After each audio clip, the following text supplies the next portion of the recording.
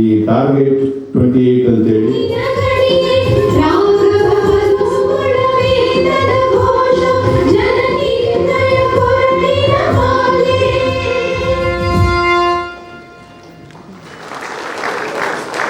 ಮಾನ್ಯ ಸಿದ್ದರಾಮಯ್ಯ ಸರ್ ಅವರಿಗೆ ಹೂಗುಚ್ಛವನ್ನು ನೀಡುವ ಮೂಲಕ ಸ್ವಾಗತವನ್ನು ಕೋರಿ ಪದಾಧಿಕಾರಿಗಳು ಬಂದಿದ್ದಾರೆ ಮತ್ತು ಕರ್ನಾಟಕದಲ್ಲಿ ಇರ್ತಕ್ಕಂಥ Ladies and gentlemen, boys and girls, put your hands together in unison.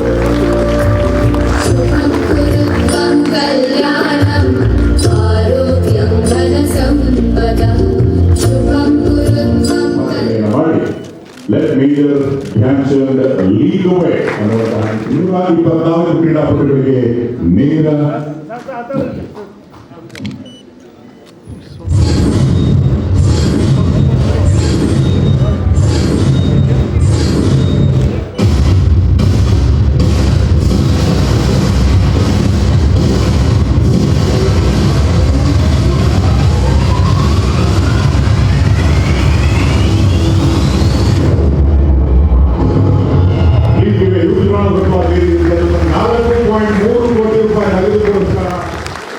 ಈ ಕಾರ್ಯಕ್ರಮಕ್ಕೆ ಬಂದಿರತಕ್ಕಂಥ 33ನೇ ಸ್ಥಾನದಲ್ಲಿದ್ದಾರೆ. ಆದರೆ ಇಡೀ ಇಂಡಿಯಾದಲ್ಲಿ ತಮ್ಮ ಸ್ಥಾನವನ್ನು ಮೂಡಿಸಿದ್ದಾರೆ. ಏಷ್ಯಾ ಬ್ಯಾಡ್ಮಿಂಟನ್ ವಿಶ್ವದ ಚಾಂಪಿಯನ್ಶಿಪ್ 2023 ಕಂಚಿನ ಪದಕ.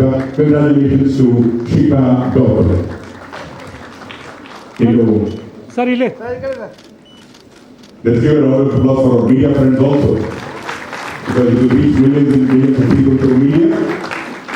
ಉನ್ನತಿ ಆಯೋಗ ಅಥ್ಲೆಟಿಕ್ಸ್ ದುಬೈನಲ್ಲಿ ನಡೆದ ಜೂನಿಯರ್ ಏಷ್ಯನ್ ಚಾಂಪಿಯನ್ಶಿಪ್ ನಲ್ಲಿ 100 ಮೀಟರ್ ಹರ್ಡಲ್ಸ್ನಲ್ಲಿ ಕಂಚಿನ ಪದಕ. ರಾಷ್ಟ್ರೀಯ ಕ್ರೀಡಾಕೂಟ 2025ರಲ್ಲಿ 4x100 ಮೀಟರ್ ಚಿನ್ನದ ಪದಕ ಮತ್ತು 200 ಮೀಟರ್ ಓಟದಲ್ಲಿ ಬೆಳ್ಳಿ ಪದಕ. ಕಂಗ್ರಾಚುಲೇಷನ್ಸ್ ಉನ್ನತಿ ಆಯೋಗ.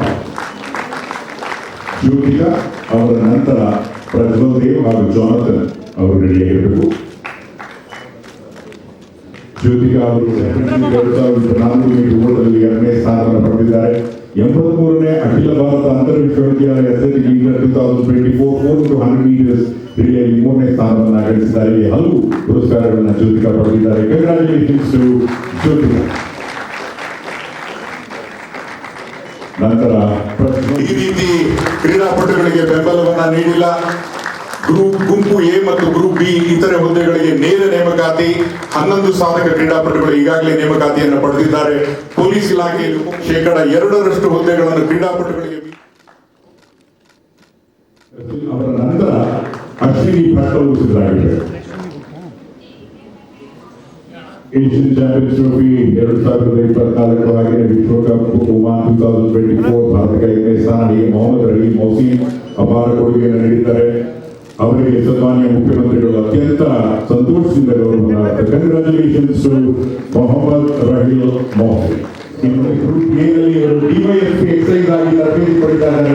ಮುಖ್ಯಮಂತ್ರಿಗಳು ತೆಗೆದುಕೊಂಡಂತಹ ನಿರ್ಧಾರದಿಂದ ಇಂದಿನ ಎಸ್.ಸಿ. ಸುನಿಲ್ ಅವರಿಗೆ ಗೌರವ ಅರ್ಪಣೆ. Some of the sports persons are not having much energy.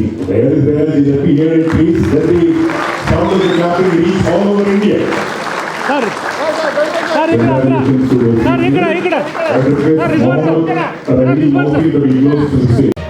ಮತ್ತಷ್ಟು ಸುದ್ದಿಗಳಿಗಾಗಿ ನೋಡ್ತಾ ಇರಿ ಪಬ್ಲಿಕ್ ನ್ಯೂಸ್ 24x7.